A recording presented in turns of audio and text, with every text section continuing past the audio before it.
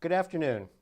In April, the film I Think We're Alone Now spent several days shooting at the Hastings Public Library, and the film's producer, Fred Berger, straight off the phenomenal success of his film La La Land, was good enough to take time from his busy schedule to sit down and talk with us.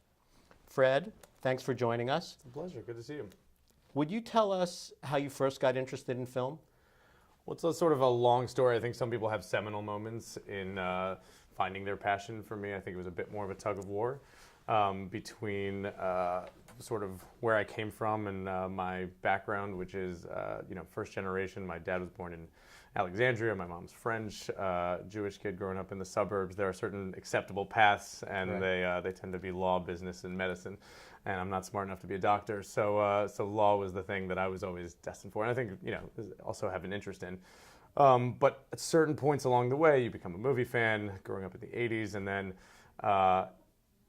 my high school, Mamaroneck High School, really put a premium on the arts in a way that gave me access points to various sort of visual arts, so photography, video, editing, and then eventually a professor named Mike DeGennaro who taught art of film and really sort of opened the door for me seeing movies as something more than entertainment and a distraction and escapism, but something to watch more actively and appreciate both in a historical context and from an auteur point of view, and sort of start to see behind the curtain of what would go into filmmaking. And the more that curiosity was awakened while also having the confluence of 90s auteur filmmakers, which was an incredibly exhilarating decade for cinema from Tarantino and Scorsese to Spike Jonze and David O. Russell and Sofia Coppola. And it was just an amazing time for bold filmmaking where there was financing to make kind of challenging movies with real style, and it was pushing the boundaries of American cinema that harkened back to the 70s. So the fact that as I was a young person who was devouring film and reading about movies and understanding it in a different context,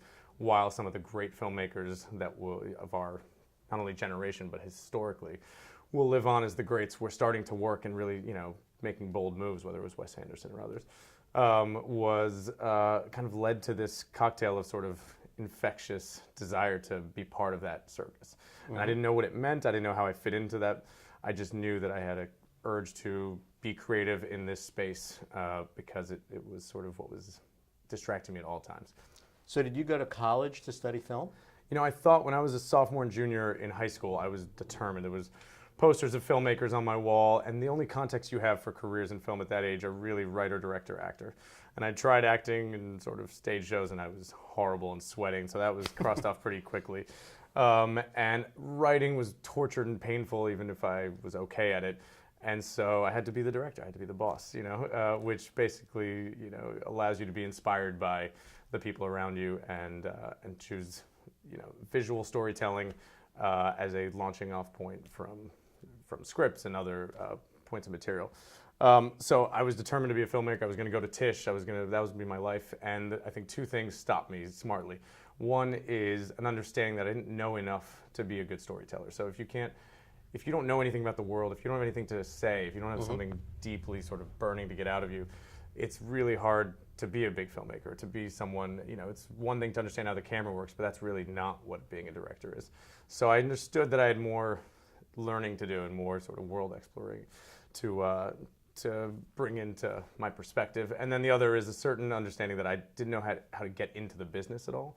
And maybe hearing my parents on my shoulders tell me, all right, have an education that has many roots from there, whether it's law or business or anything, have a real liberal arts education from which you can build various foundations of a career. And so I agreed with myself basically to go to a regular school and figure out over that time what my career was going to look like from there. So I went to University of Pennsylvania, and there was no film major at the time. I took a film minor while doing a major called PPE, Philosophy, Politics, and Econ. So, and then added French to it. So I had basically 5 minors is how I looked at it, and they were all in competition with each other, and I actually started to love philosophy over economics, and politics I was riveted by, but ultimately film started winning out more and more, where by the end of school I think I probably had 9 or 10 film classes, even though you only needed 6 to fulfill the requirement, and the rest were kind of underneath there, even though I was passionate about them, and there was a intellectual curiosity that was developing that is, I think, hopefully makes me a better filmmaker and storyteller and more curious about material that would feed into a film. But ultimately, what got me out of bed every day, the thing that energized me to work beyond the idea of homework or obligation was anything associated with movies. But the philosophy, the economics, all of those things, directly or indirectly, fed into exactly what you're doing now. 100%. I mean, ultimately what I love, one of the real privileges of my job as a producer is every movie becomes kind of a college course in a different field. And so when I worked on Marie Antoinette with Sofia Coppola, that was French history. And then I did a film called Taking Chance with Kevin Bacon, where it was a true story about a Marine. And so you're sort of in a military history class. And even here, which is sort of a sci-fi comedy drama, there are aspects that are you're always learning when you're making a movie. And that is certainly fed from an education that had different tentacles to it. So you left college. You had not majored in film. How did you actually get into the film business? Well, I think one thing you learn is going to school for film is a sort of waste of time. It's not a fool's errand necessarily, but there are certain careers that you can't be a doctor without going to med school. You can't be a lawyer without going to law school. There's vocational schools for all types of occupations. I think film probably works exactly antithetically to those, which is to say you have to start doing it. And the luckiest thing I had is by the time I graduated, and even earlier than that, I knew I'd committed, this is what I'm going to be doing in my life, and I'm not going to give up till I get to some position of sustainability, let's say.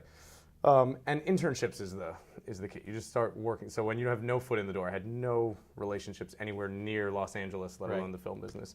But you start working, free services are easier to to offer. Absolutely. So I was doing internships at school. I did even, sometimes the great companies you do need some connections to even get free labor. So I had a friend whose father had a young distribution company, pretended we were dating as a way, because he didn't want to hire her friends, but he said, I'll hire Lizzie's boyfriend. So we pretended we were a couple, and had an internship at a company called Think Film, which was like eye-opening. And it was in the city. I was waiting tables 4 days a week, working for my dad on the weekend, just to pay for myself to work at this company 3 days a week and understand the way a young New York upstart distribution company would work. And we were distributing a little Gus Van Sant movie and a Gabriele Muccino movie, and Roman Polanski was calling, and it was small, but it felt real. It felt like I'd started to pierce through the fourth wall of an industry that previously felt unattainable.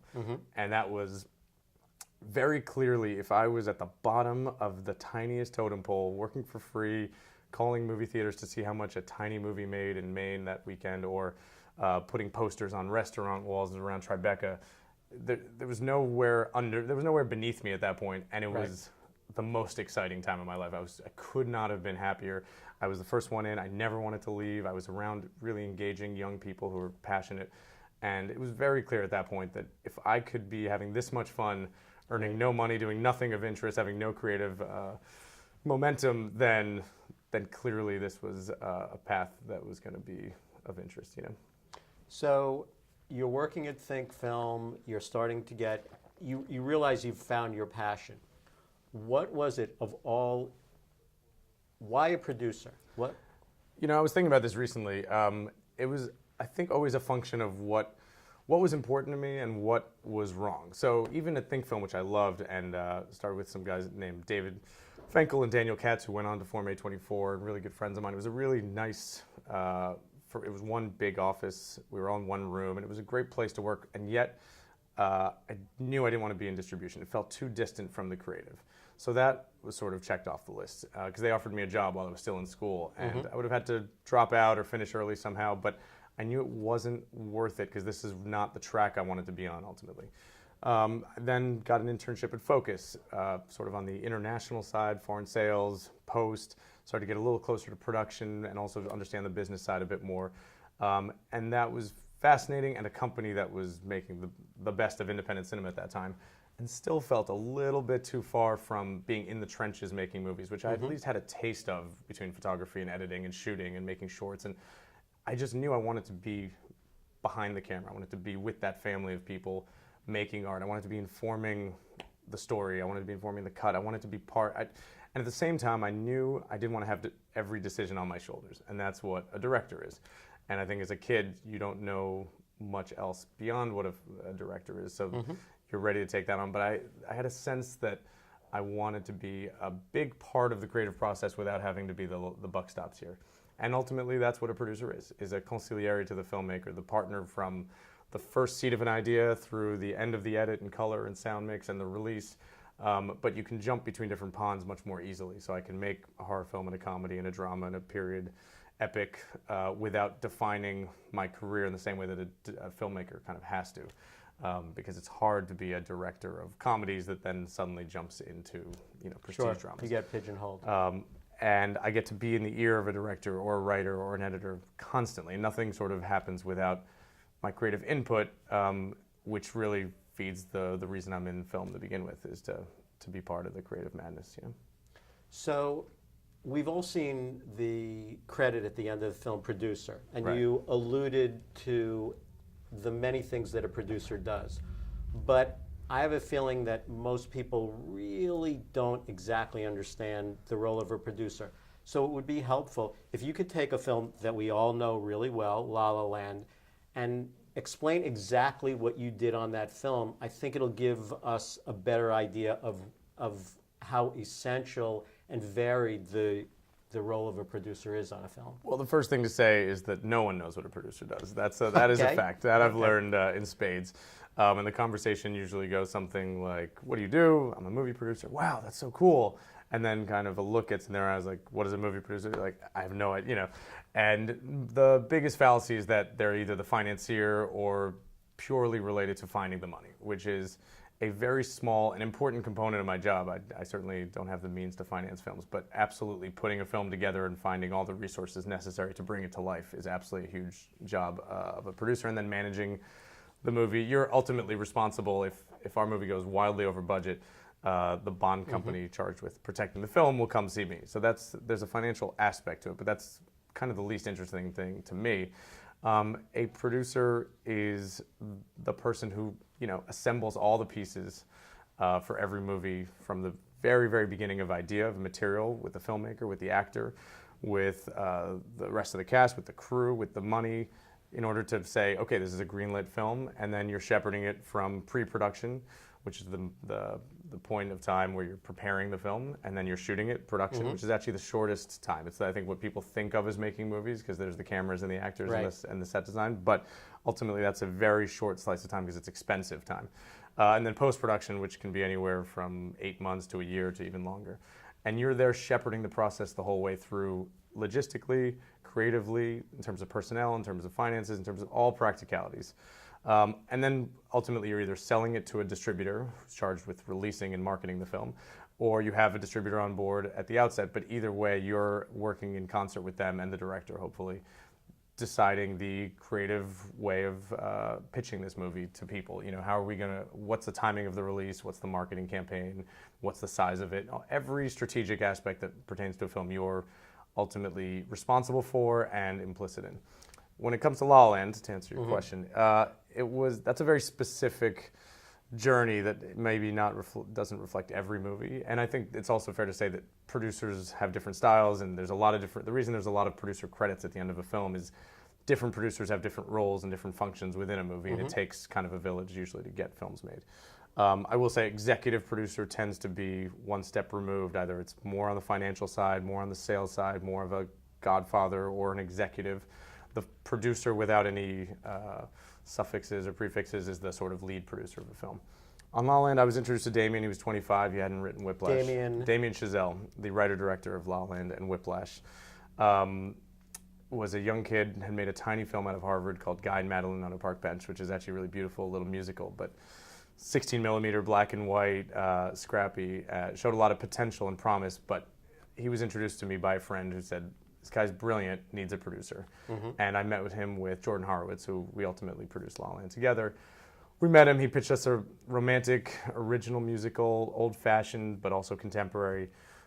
Jazz musician meets an actress trying to make it in Hollywood while falling in love. And we turned to each other and said, and then looked back at Damien and said, "That's absolutely the worst idea we'd ever heard."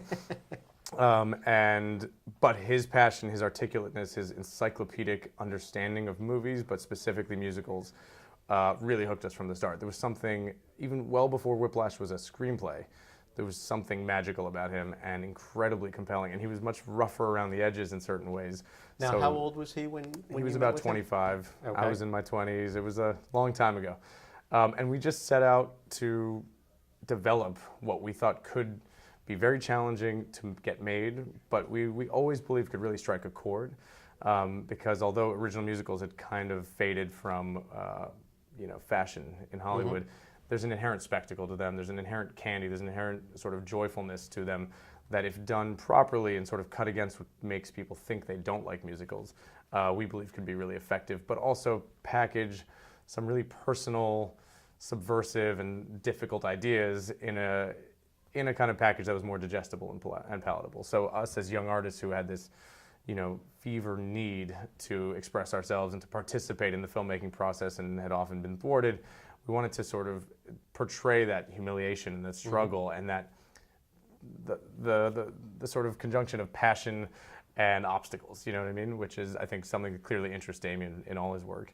But when you have a dream, it's a very painful thing because it usually means you can't really do anything else. You have this sort of dogged pursuit of that dream. Similar themes in Whiplash. That's exactly right. And that sort of asks a slightly different question of what will you sacrifice for that dream. The more concise way of saying what I do is a producer puts out fires. I mean, it is like, no pun intended. It's like, there's a proactive aspect to it, which is finding material, developing it, finding the writer, putting everything together. But there's also a very reactive part to it, which is, it's going to rain on Tuesday. Tuesday we have an exterior scene. So we just had a meeting about what to do because we don't have cops planned for tomorrow to block up the street on the exterior. So how do we plan the day tomorrow to allow all the work to get done confidently so that there's no surprise, but also safely so that we have the street locked up. So the sort of most minute semantic details need talking through because there's a million aspects. I think when people immerse themselves in making movies, the thing that they are not aware of is how many tiny details and how many moving parts there are to the big machinery of making a movie, to this tiny entertainment of, a 2-hour confection, which can be absolutely awful or brilliant and life-changing and inspiring. Regardless, there's a challenge and difficulty and complexity to it that I think any casual viewer would never imagine, could never imagine until they've made a couple movies, because it's unbelievable. And should never imagine, because as soon as you are looking at the scene and you're trying to figure out whether it's a special effect and how they pulled it off, you're lost. It's true. Although a lot of people when I was younger said, if you love movies, don't work in movies because it will, it's sort of like, being in Congress, you'll see how the sausage is made and it'll either turn you off or it'll disable you from being able to watch it with joy or with the same sort of escapist pleasure that you can watch a movie now. And I find, maybe sadistically, like when I see The Revenant, I'm so in awe from a production aspect. I know how impossible it is to make that movie. There are things, shooting 360 in the snow, which I just did, is incredibly daunting. When you're watching the movie, you're just, movies do whatever they want. But there's certain appreciation and gratitude that I get watching movies, understanding when people bring a certain ambition to it and an audacity to it, the way that Iñárritu and Tarantino does. I take extra joy, I think, because I understand how brutal it must have been to pull off. You appreciate it on an aesthetic as well as a professional level. Yeah, and almost an athletic level. If you're a great basketball player, you understand how great LeBron is in a way that someone who's casual doesn't totally understand the mechanics of that. Because you know exactly how hard that is to pull off. Exactly. That's exactly right. When you see James Harden throwing in a three-point shot from 30 feet away, looks like, I could do that. Yeah. Right. No. Nobody can do that. I mean, I can, but yeah. Exactly. So, going back to La La Land, you've met Damien Chazelle and you're working to pull together a screenplay? It's a long story. We were part of a... How long from the time you met him? We just crossed the 7-year point right now, probably April of this year. So about 7 years ago is when I first met him in a coffee shop in LA with Jordan. We decided to set out on this journey of developing this film. We brought it to a company called Focus, which is where I'd worked as an intern previously, as part of a thing they called Story Camp, which was a little lab program intended to take younger filmmakers and producers and empower them to make a tiny movie. It conceived $1 million or less. So La La Land started as a movie that could not be made for more than $1 million and preferably would be significantly less. And still, from our first conversation, had 100 dancers on the freeway on top of cars. On a budget less than $1 million. There's a couple things that are benefits of being young. One is arrogance and the other is time. And both of those, I think, allowed us to make La La Land, which is to say, it was an irrational amount of time that we spent developing this movie. We'd meet up every week for 8 to 10 hours and just talk about what the movie was and talk about how it could be personal to us and talk about how to turn the disadvantages into advantages. So people don't like LA, and I think that's a nice way of putting it. Or certainly don't believe that they love LA. So how do you make a love letter to it? And I think the first challenge is, bring them in on the joke. Tell them you get it. There's traffic, there's insular people, there's no seasons, there's smog, there's the whole thing. So start up front. And at the same time, we knew that people tend to say they hate musicals. You're either a musical junkie or everyone else walks into La La Land saying, I hate musicals, but I'll go see it anyway. And then hopefully they're converted. The biggest compliment we got when La La Land first came out is how many musical haters emerged fans and went to see it again. That was our test that we had pulled off what we conceived to do, which was make a musical for people who profess to hate them. So we knew we needed to start with a sort of audacious musical number that was also cinematically incredibly daunting to sort of tell everyone, this is not a lazy movie, this is not the movie you're used to seeing, this is something that pushes the boundaries. So give it a chance, basically. And this is the, not Midnight in Paris. This is not Scorsese's New York. This is a city that we're going to make you fall in love with slowly through our leads.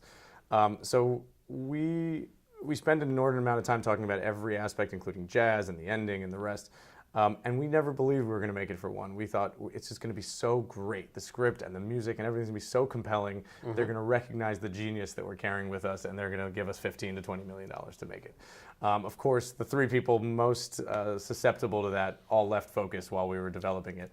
And then we found, great, intelligent people who were looking at a $1 million jazz musical by a non-first-time filmmaker, essentially, and said, you can have it back. It was great. Luckily, a lot of actors want to sing and dance, so we were able to kind of hook some bigger actors and bigger names into it, which brought a bit of money, but it was still underneath the kind of resources we'd hoped to make the film properly, the dream version of the movie, which we didn't want too much money to make because then there's a pressure to compromise the artistic ambition of the film. And it basically became clear Damien needed to make a movie before we could pull off La La Land in the proper way, and that happens all the time. A director has their passion project, realize it's a bit bigger. To do it properly, they need something under their belt. And we're just unbelievably fortunate that test balloon was Whiplash, which could have as easily killed La La Land forever had it been anything less than what it was. And I was with Damien at Sundance the day that premiered. We were all staying, the editor of that film, the composer who then went to edit and compose La La Land. We were all in a cabin, unsure of how this would. The editor's agent had just left the business. We were all in kind of low points. And overnight, Damien became a celebrity. La La Land became the hottest package in town, and it was, it brought a different set of complications and challenges when everyone's competing for something. There's a political aspect that can be harrowing, but that was a life-changing moment in terms of the history of this movie. But you're nurturing this project all through these ups and downs and huge successes and seemingly project-ending setbacks. Absolutely. It was a roller coaster that was daily for us, completely unpaid, for 4 or 5 years. Every day we're in the music studio, we're designing a lookbook and a trailer and talking, and we did hundreds of drafts of the scripts. Every comma had been interrogated by that point. And on a belief, if you'd asked us at the moment, because I sent the music to my parents, for example, and they listened to it all the time, because that main theme was written 5.5 years ago. It's completely unchanged. And my dad would always ask me, this is so beautiful, when are you making it? And I was like, Dad, please stop asking me. I promise this movie will never get made. It's a guarantee. And you're the one trying to get the movie made. Oh yeah, and you're still trying against your better instincts, because I knew that if someone was dumb enough to let us do it, that it could be special. The success of La La Land, although humbling and sort of bigger than maybe we could conceive, isn't surprising, because we felt like if we did our job properly, which would be hard, that there was something special here that was worth fighting for, and that's why we devoted that much time to it. And also, and by that I mean Damien. Also, we knew he was a voice worth fighting for. And so, as small as the odds were, it was a use of time that we felt was a gamble worth making. Because if that, the lottery ticket hits, you have a good team behind you. Right, and the story of the making of the film is actually the film itself. 100%. It's so self-reflexive to the point where we're all in the movie. Our entire crew is in that film. I'm hidden away in a certain shot in the roommate's number. So you have your Hitchcock moment. I do. We all do. Except Damien's the only person probably in the movie, not in the movie, who made the movie. Including, in the fantasy sequence, Ryan can't be the pianist anymore because he's now in the audience, and that's the composer Justin Hurwitz who's sitting at the piano. There's great little winks throughout. And that was fun because we were a family making a movie in a very communal and joyful way. It was one of the most, I think, happy times for everyone involved in that film. It was really the best of the filmmaking process. But it, as you say, was very much our story, a story of young artists, and I think Emma and Ryan's story, and that's why they brought so much to it beyond what was on the page when they first signed on, is everyone who's in LA making movies for the right reasons because they at some point in their lives saw a movie and got into it in a way that they then couldn't turn back from, has had that journey of struggle and success and setbacks and people they fall in love with being muses or being obstacles, all of that sort of swirl of romance and dreams and financial realities. All of that is so true and personal to every one of us, and certainly informed the script itself. So, every time I saw the movie at the initial film festivals, and we'd walk out in this gigantic screen and 2,000 people cheering, it was more surreal than I could possibly explain to anyone in the audience or anyone other than me, Jordan, and Damien, because that movie wasn't supposed to exist, and suddenly we're at Telluride or Venice, and we're with Ryan Gosling and Emma Stone and and it's the absolute dream version of the movie. It's exactly the movie that our visual references spoke to 5 years ago. It's so exactly what was in Damien's head when he pitched it to us that most people aren't lucky enough to get that opportunity to make the specific version of the movie that they fantasize about. And it's incredibly difficult. I don't think people realize how difficult it is to actually get your vision on the screen because there are an infinite number of things that can go wrong. It's very true. It's a funny thing when people, including film critics, attack a movie for certain choices or certain flaws in a movie without, I think, having the full appreciation and context for how much is indeliberate in the filmmaking process. Whether it's weather, whether it's time, whether it's money, or whether it's too many voices or a studio mandate or an inordinate amount of politics and challenges that no one, I think, really understands is completely part of trying to pull off a movie. There are people who try incredible, it's a lot of work to make a bad movie. There's a lot of love and a lot of sweat and tears and hours, and you can still end up with something just okay or not great. And that wasn't because the choices were poor or the ambition wasn't sufficient. It's just incredibly hard for all the pieces to align perfectly to create that special alchemy and magic that makes us see the movies that are our favorites, that are historic. And that's why the best filmmakers all have movies in their resume at a certain point that are less good than others. And you say, why is that he's so great or she's so great? Why does she have why couldn't she pull off this movie? Because it's really, really hard to nail it every time. But that's what makes the job great, because if there was a formula and you knew it, then it would get boring. And when it works, and when you have the right actors and the right director and the right crew, and they're all aligned, and you've set the bar very high, so you're making it hard on yourself, it's never easy, but it is magic. And the real miracle is that any good, much less great films ever get made. There are a million decisions and dozens, scores of people working on this film, and with all of those, when you read a book, it's one writer and maybe an editor. Right. When you look at a painting, it's one person with a brush in a room. When you watch a movie, if you look at the credits on a film like La La Land, a big film like La La Land, there are hundreds and hundreds of people who get credit. Yeah. Forget about the people who aren't credited, and millions of decisions that go into making that film. That's right. And the fact that you're able to create something that good is nothing short of miraculous. Oh, well, thank you. I mean, I love when someone I know you've worked on movies and can appreciate that, because having worked at every level of a movie, starting from assistant and PA and post supervisor, and the first thing that struck me is that every name in that end crawl, which I think initially in your life you sort of dismiss as like, here are the people who made the movie and here's everyone else. Those are the people who were there 2 hours early every day and worked their asses off every day and are such a fundamental and crucial part to making the movie. And when you're on set, these are the people who will become your family, and it's completely unfair, the imbalance between the sort of big names and the little names, because there's not a single person from crafty to catering to lighting to grips that isn't absolutely vital and essential and contributing to the artfulness of the movie. And that's, to me, the greatest joy about making a movie. One is I get to travel a lot, two, I get to learn a lot, but really the highlight, if we could put every movie I've ever worked on in a box and never release it, I'd still do what I do, because I get to encounter a host of different people of different ages, of different backgrounds, of different educations, of different passions, and we stick ourselves all in under one tent like a big circus. And that's the education, is learning about people and forming these friendships and that last a lifetime. And it's the collaborative experience that makes it exhilarating in a way that I certainly couldn't get from writing in solitude or painting or being a poet, which is phenomenal, but doesn't have the adrenaline that being part of a movie set certainly does.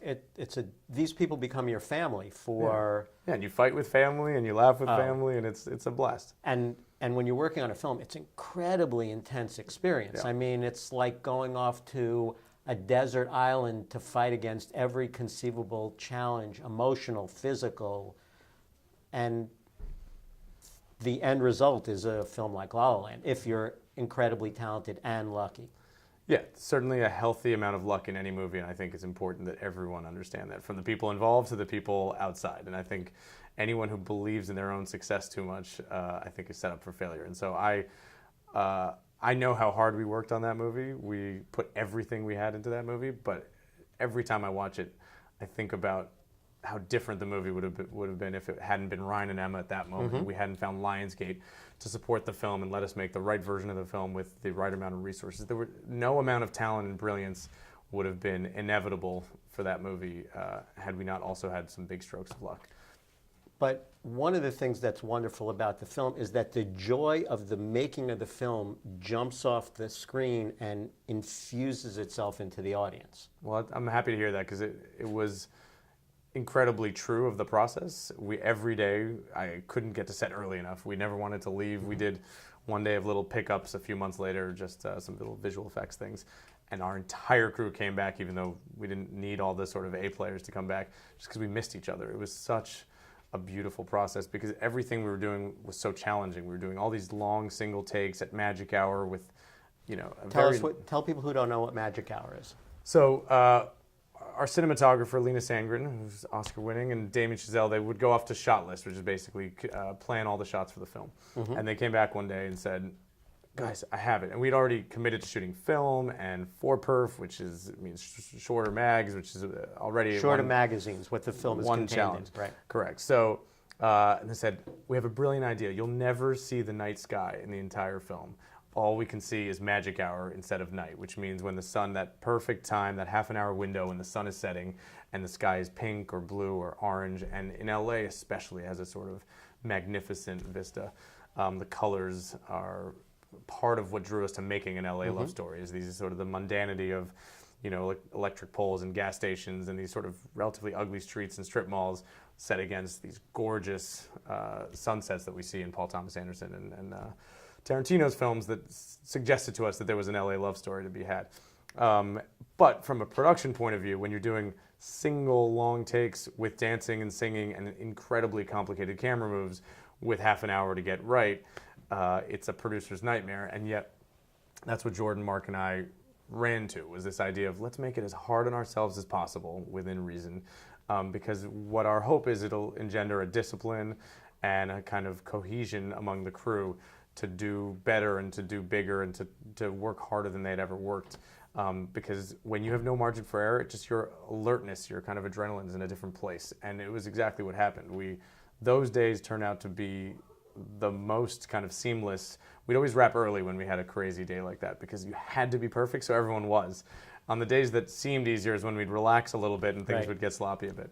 It was still great, but it was, it never failed. The crew was of such high caliber and so much passion for what we were doing. No one was ever annoyed or frustrated that we were making it harder on ourselves. In fact, our DP Linus would always, his catchphrase was, wouldn't it be cool? Which was another way of saying, this isn't hard enough, let's make it even crazier.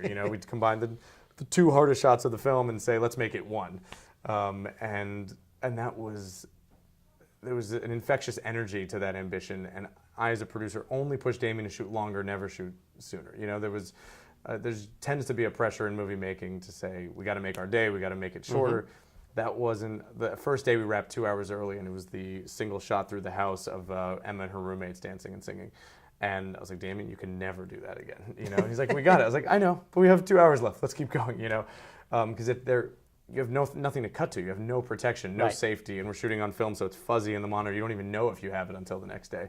So I just loved, though, being part of a family that wasn't bound by budget and schedule in the traditional way, even though we were obviously taking responsibility for that. It was, this has to be special if it's going to work. There was no version of that movie being okay and connecting. It would have died a really horrible death and probably, inhibited musicals from getting made subsequently. So we knew we had a big responsibility, and so we had to be perfect, at least from a technical and filmmaking point of view. And that's the message of the film, reaching for the brass ring because it's just your passion. And well, I will say, if you aim for something very, very high, you have a better chance of getting there than if you don't. And that certainly was what we tried to bring to the movies. We don't know if we'll pull it off, but let's aim for some kind of crazy conception of this film as something that could stand in history as part of the musical canon. I bring that to every movie. This is the reference point to the film we're shooting here is Eternal Sunshine and Lost in Translation, and those are very specific movies, but those are timeless. Those are historical in their own way, even though there's they don't have the opening shot of Gravity or Titanic. Like every movie can advance its own lineage in a way, and so we try to bring that to everything we do, because otherwise what's the point of devoting this much time and energy to it? But it seems to be a through line in your projects that you want to do the antithesis of playing it safe. You want to say, I'd rather go down in flames, swinging for the fences than, play it safe, do an easy film. I know we can sell this in a certain number of markets and just move on to the next project and turn these out like widgets. Yeah, I have a philosophy, which is I don't want to do something that, if we do our job right, has a ceiling to it. So there are certain projects that are phenomenal, but even in perfect execution have a very limited potential life. And that's a great part of art house films that I love seeing. At the same time, I don't want to do something that's too safe, which is, if you make a really bad movie, there's still an audience because it's a certain genre and a certain actor and a certain template that's so derivative that you at least know you have a sort of safety zone. I like that in between where we have to nail it for this to work. And yeah, we can go down in flames and could go horribly wrong. But if we do our jobs right and execute at a level that is as articulated in our ambition, then it could strike a chord in a very big way, and sky's the limit. And I think every genre of film has that potential. It's just, you have to man the store a bit more and push the margins, because you can't, anything less than great. There's too many options out there. There's too many other forms of great entertainment, from television to books to web series to Instagram to the rest of it. You don't have audiences' attentions the way you did a few decades ago. So you have to cut through and do something original that they feel like they haven't seen. But you also have to make it so well that you have critical support and becomes part of the zeitgeist in a way that brings the film to prominence. So you've been good enough to share your experience with us on La La Land. Can you tell us a little bit about the film you're shooting in the library now, and particularly what your role in it is? So this film is really special. It's called I Think We're Alone Now.